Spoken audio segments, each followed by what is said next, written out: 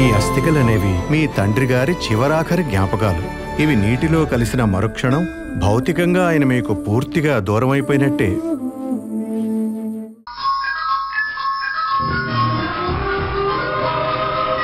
సింధు, ఒక్కసారి రిషి నాతో పంపించొచ్చు కదా. ఇలా తీసుకువెళ్ళి వాళ్ళకు చూపించి అలా తీసుకొచ్చేస్తాను అంతే.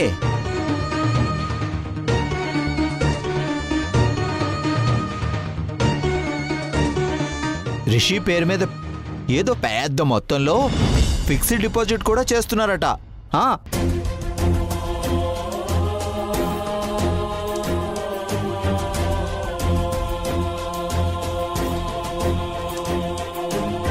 సింధు, పాపం వాళ్ళకేం చెప్పమంటావు? నీ చేత ఇలాంటి పనికిమాలిన రాయబారాలు చేయించొద్దని ఆ దమయంతికి చెప్పు ప్రసాద్. అబ్బా, కరెక్ట్ టైంకి వచ్చేస్తుంది. మొత్తం వినేసిందేంటో. లైట్లే. ఓయ్, దమయంతి గారు ఏం చెప్పలేదు. ఆ ఇంట్లో వాళ్ళ బాధ చూడలేక నేనే అడుగుతున్నాను సింధుని ప్రాక్టికల్గా. నిన్ను వాళ్ళ కంపెనీ లీగల్ అడ్వైజర్గా జాయిన్ చేసుకున్నప్పుడే ప్రాక్టికల్గా ఇలాంటి పనులకి వాడుకుంటారని నేను ముందే ఎక్స్పెక్ట్ చేశాను ప్రసాద్. అక్కడికంటే రిషి వాళ్ళమ్మ దగ్గరే బాగా హ్యాపీగా ఉన్నాడు. ఇప్పుడు రిషిని అక్కడికి పంపిస్తే వాడి మైండ్ మనసు మార్చాలని ట్రై చేస్తారు. ఆ దమయంతి ఆలోచనలు ఎలా ఉంటాయో నాకు బాగా తెలుసు. అసలు నువ్వెందుకు వచ్చావు మధ్యలో? నేను మాట్లాడుతుంది సింధుతో. తననేదో ఒకటి చెప్పని. మధ్యలో నువ్వు అడ్డుపడడం ప్రాక్టికల్గా కరెక్ట్ కాదు. తననే చెప్పని. నేను మాట్లాడుతుంది సింధు తరపునే. నా మాటే సింధు మాట. నీ జిత్తులు మారి వెర్రి వేషాలు నా దగ్గర పనిచేయవు. ఎంత మాట అన్నో భవాని. కన్న కొడుకుని కన్న తండ్రికి చూపించాలనుకోవడం జిత్తులు ఎత్తులా? తల్లిగా తన కన్న కూతుర్ని చూడాలనే కదా సింధు ఆ ఇంటికి వెళ్ళింది. మరి తండ్రిగా యష్కి రిషిని చూడాలని ఉండదా? ఏ చట్టంలో చూడకూడదని ఉందో చెప్పు. చెప్పు. అక్క మాటే నా మాట బావగారు.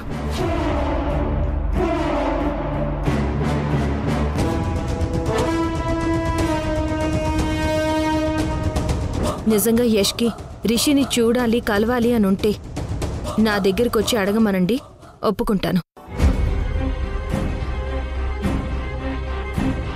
అంతేకాని రిషిని మాత్రం ఆ ఇంటికి పంపించును.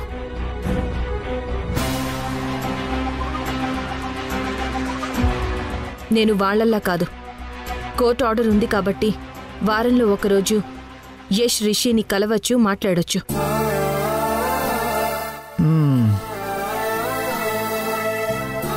సింధు, నువ్వెందుకు మాటిస్తున్నావు? యష్ రిషిని కలుస్తానంటే ఒప్పుకుంటానని నిన్ను నీ కూతుర్ని కలవనిచ్చారా? అమ్మగా కూతురి విషయంలో నేను పడ్డ బాధ నాన్నగా రిషి విషయంలో యష్ పడకూడదక్కా. సరే, యష్ వచ్చి నిన్నడగని, అప్పుడు చూద్దాం. పద.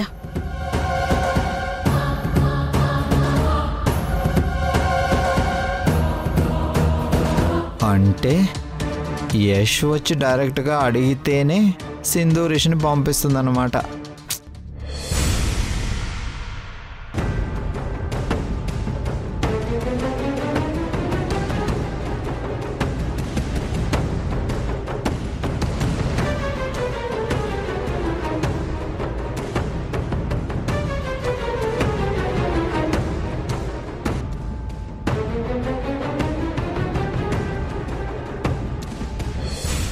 నాకు ఆఫీస్ టైం అవుతుందమ్మా, నేను వెళ్ళాలి. ఇంకా ప్రసాద్ గారు రాలేదేంటి?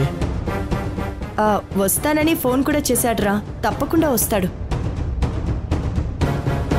ఇది ఇంపార్టెంట్ విషయం కదబ్బే, కాసేపు వెయిట్ చేయండి. అయినా మీ పిచ్చి గాని రిషిని సింధు మన ఇంటికి ఎందుకు పంపిస్తుందమ్మా? నేను అదే చెప్పాను అల్లుడు గారు. కానీ మీ అమ్మకి ఎక్కడో ఏదో నమ్మకం ఆ లాయర్ తిమ్మిని బొమ్మిని చేసి సింధు చేత ఓపిస్తాడు అని.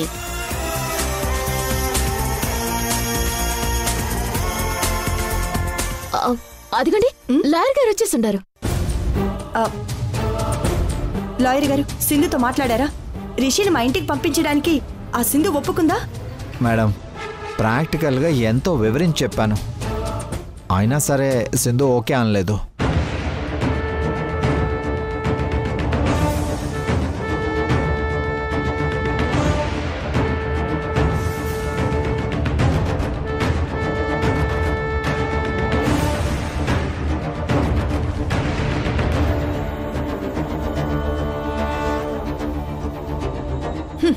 ఇది చెప్పడానికేనా మిమ్మల్ని మా కంపెనీ లీగల్ అడ్వైజర్గా పెట్టుకుంది?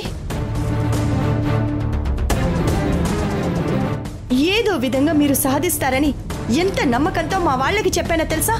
మేడం, మాక్సిమం నేను చెప్పాల్సిందంతా చెప్పాను. రిషికి నాన్న ప్రేమను దూరం చేయడం కరెక్ట్ కాదు. సడన్గా రిషి ఆ ఇంట్లోంచి వెళ్ళిపోయేసరికి ఆ ఇంట్లో వాళ్ళంతా ఎంతో బాధపడుతున్నారు.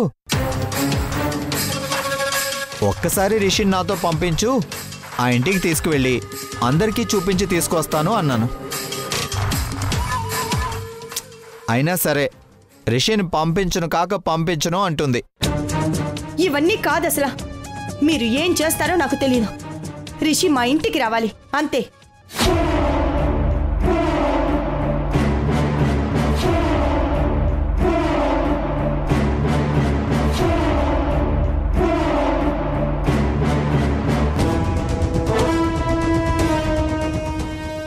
నిజంగా యష్కి రిషిని చూడాలి కలవాలి అని ఉంటే నా దగ్గరకు వచ్చి అడగమనండి, ఒప్పుకుంటాను.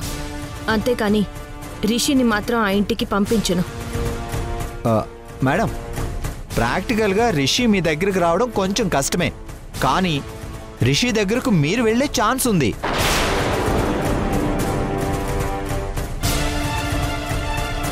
అదేలాగా?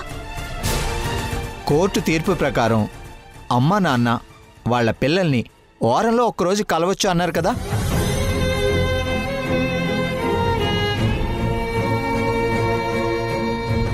ఆ సైడ్ నుంచి మనం వర్కౌట్ చేస్తే పని అవుతుంది మేడం. అంటే యష్ సింధు ఇంటికి వెళ్ళి రిషితో మాట్లాడే అవకాశం ఉంది అంటారు, అంతేగా? Exactly madam. కాకపోతే ప్రాక్టికల్గా ఈ విషయానికి కూడా సింధు పర్మిషన్ ఇవ్వాలి.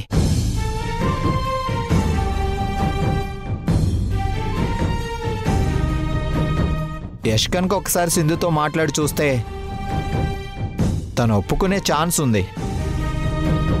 రే యష్, రిషిని తండ్రిగా నువ్వు వెళ్ళి కలవచ్చు కదా. కోర్టు పెట్టిన రూల్ ప్రకారం సింధు కూడా కాదనడానికి వీల్లేదు.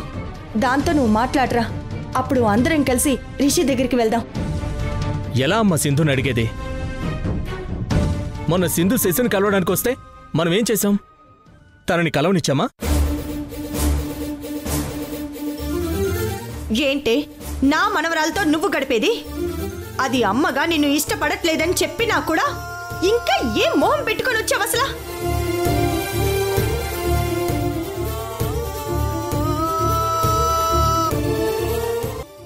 మనం సింధుకి ఇవ్వని అవకాశం సింధు మాత్రం మనకెలా ఇస్తుంది?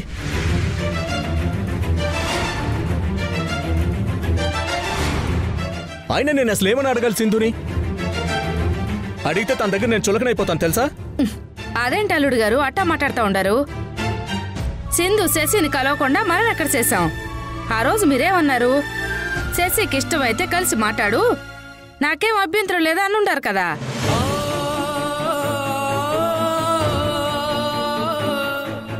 శశిని సింధుతో మాట్లాడటం ఇష్టం లేదు అని చెప్పుండాది, దానికి మనమే చేద్దాం అబ్బే.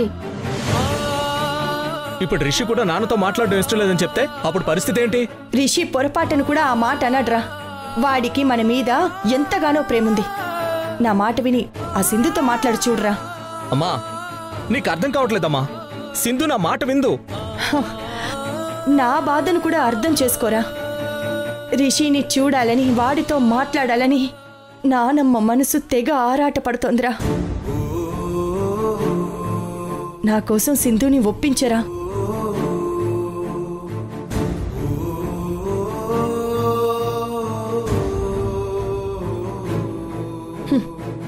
నీ పంతాలు పట్టింపులు పక్కన పెట్టి నా కోసం ఆలోచించరా?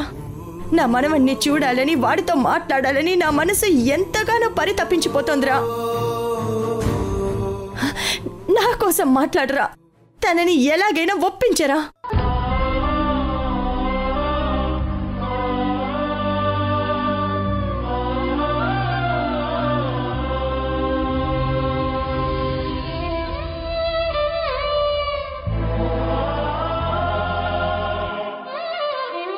ఇంత చెప్పినా ఇంకా ఆలోచిస్తున్నావేంట్రా?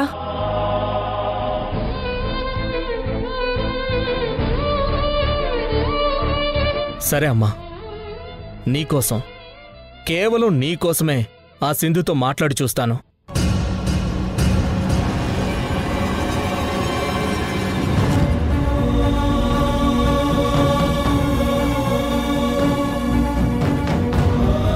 అమ్మయ్యా, ప్రాక్టికల్గా ఒక పాన అయిపోయింది. నెక్స్ట్ ఏంటో చూడాలి. వస్తానమ్మా.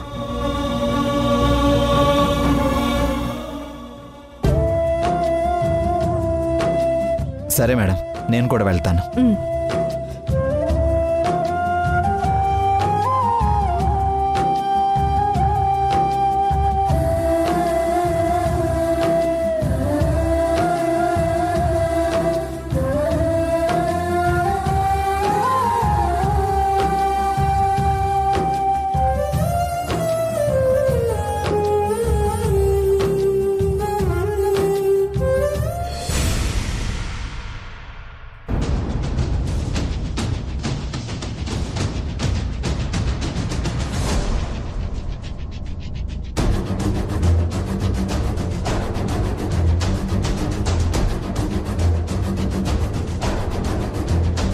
రిషిని మా ఇంటికి పంపించమని సింధుని ఎలా అడగాలి?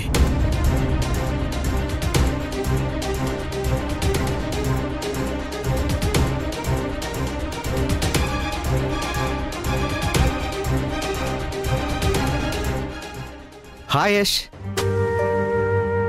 అదేంటి అంత టెన్షన్గా ఉన్నారు? అది ఏం లేదు. ఏంటి, నాకు చెప్పడం ఇష్టం లేదా? అవును. ఎందుకని? మీకు చెప్తే ఏది స్ట్రైట్గా సిన్సియర్గా చేయరుగా.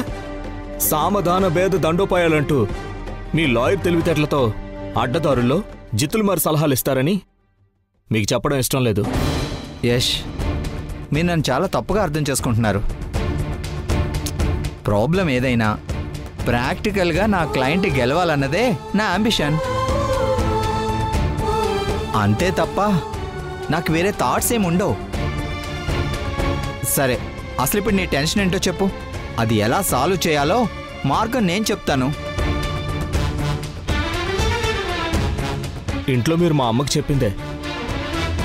నాన్నగా రిషిని కలిసే హక్కు నాకుందన్నారు కదా. అదే సింధుతో ఎలా పర్మిషన్ అడగాలో అర్థం కాక కన్ఫ్యూజ్ అవుతున్నాను. ఓ,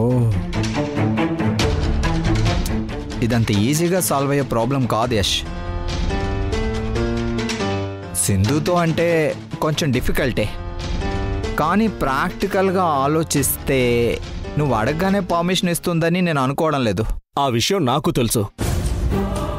మీరేగా ఏదో ఈజీగా అవుతుందన్నట్టు మా అమ్మ దగ్గర నాకు ఐడియా ఇచ్చారు. మా అమ్మ బాధ చూడలేక నేను ఓకే అన్నాను. ప్రాక్టికల్గా వచ్చేసరికి ప్రాబ్లం అవుతోంది. ఇప్పుడు ఏం చేయాలో ఎలా అడగాలో కూడా తెలియడం లేదు.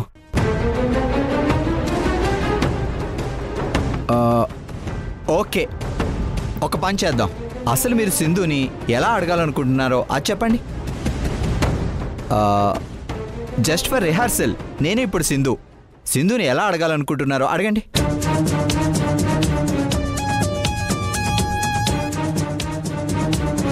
అడుగు యష్.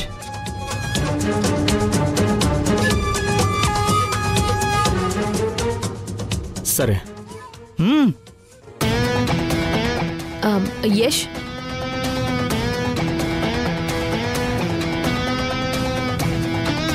ఇదిగో జరిగిందేదో జరిగిపోయింది, లీవ్ ఇట్. శశి నీతో రావడం ఇష్టం లేదని చెప్పింది కాబట్టే ఆ రీజన్తోనే పంపించలేదు. ఇదేంటి ఉన్నది కూడా తెగేలా మాట్లాడుతున్నాడు. యష్ యష్, ఇదిగో కూల్. నువ్వింత ఆవేశంగా అడిగితే ప్రాక్టికల్గా తను ఒప్పుకోదు. తనని కన్విన్స్ చేయాలి. నువ్వే ఆవేశపడితే ఎలా?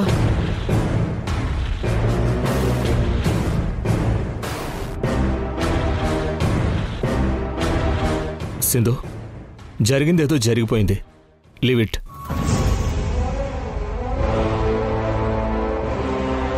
శశి నీతో రావడం ఇష్టం లేదని చెప్పింది కాబట్టే కేవలం ఆ రీజన్తోనే నీతో పంపించలేకపోయాను. యష్, ఇదే ఫ్లో ప్రాక్టికల్గా వర్కౌట్ అయిపోతుంది. కానీ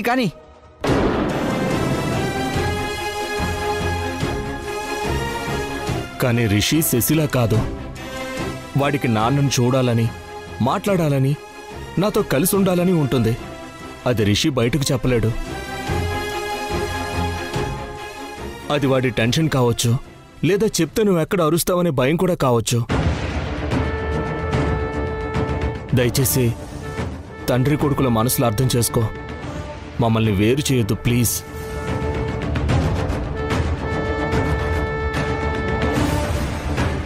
కోర్టు తీర్పు ప్రకారం వారంలో ఓ రోజు నేను రిషిని కలవచ్చు కాబట్టి రిషిన్ నాతో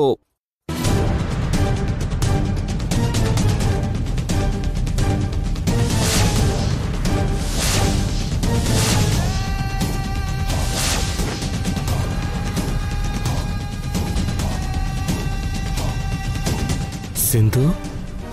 నేనే సింధుని.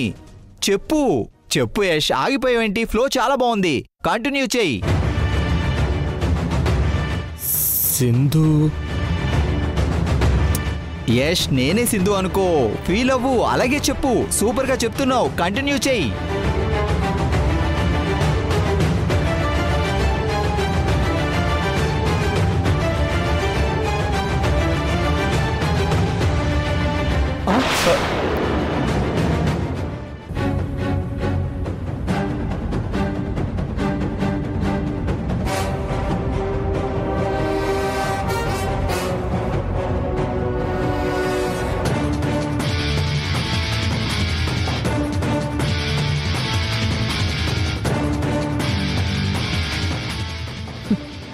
ఈ ఫైల్ ఇచ్చి వెళ్దామని వచ్చాను.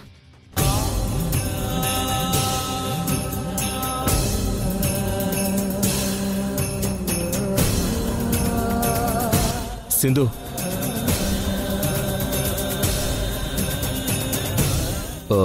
నేను నిన్నేం అడగాలనుకుంటున్నానో విన్నావు కదా. సమాధానం చెప్పకుండా వెళ్ళిపోతావేంటి? నేను రిషిని నీతో పంపించడానికి ఒప్పుకుంటాననుకుంటున్నావా, ఒప్పుకోననుకుంటున్నావా?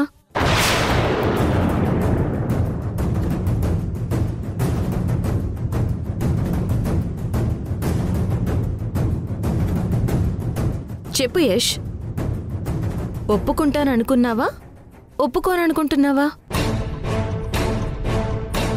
నువ్వు ఒప్పుకుంటావని అనుకుంటున్నాను. అయితే నేను ఒప్పుకోను.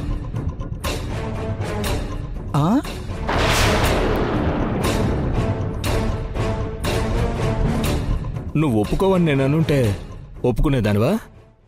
ఆయన ఒప్పుకునేదాన్ని కాదు. సింధు, బాగా ఆలోచించుకో. ఏదో ఒకరోజు నాతో నీకు అవసరం పడుతుంది. శశిని నువ్వు కలవాలనుకుంటావు. అప్పుడు నేను కూడా నీలాగే ఒప్పుకోకపోతే నువ్వెంత బాధపడతావో ఊహించుకో. నీకు ముందే చెప్తున్నాను.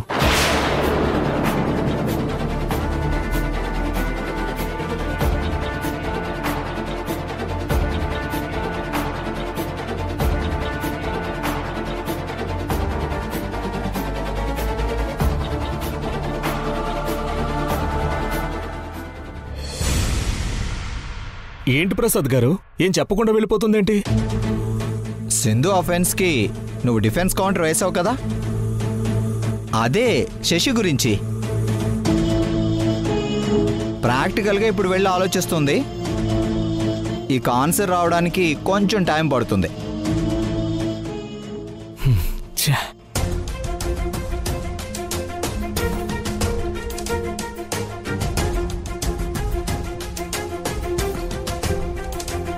యష్, నువ్వేం టెన్షన్ పడద్దు. సింధు నుంచి పాజిటివ్ ఆన్సరే వస్తుంది అనుకుంటున్నాను.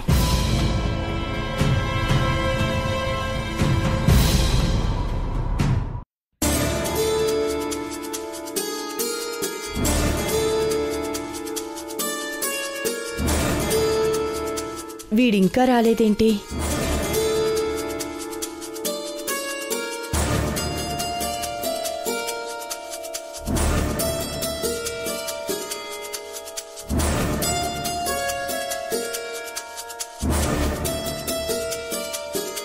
ఏందమ్మే మీ అత్త ఏదో ఆలోచిస్తా ఉండాదే?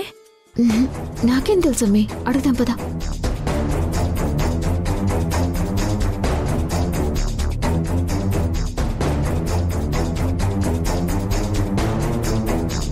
దాత ఎవరికోసం ఎదురు చూస్తా ఉండారు? యష్ కోసం. రోజు వెళ్ళే ఆఫీసే కదా, వర్క్ అయిపోగానే అల్లుడు గారు వచ్చేస్తారు. దానికి ఎందుకు వదినా ఎంత కంగారు పడతా ఉండవు?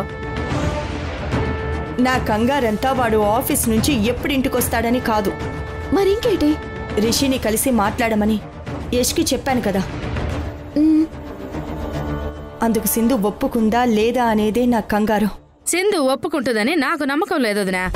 ఎందుకంటే సింధు మన ఇంటికి వచ్చినప్పుడు శశిని కలవనివ్వలేదు కదా మనం. ఆ కోపం మనసులో పెట్టుకునే ఉంటుంది.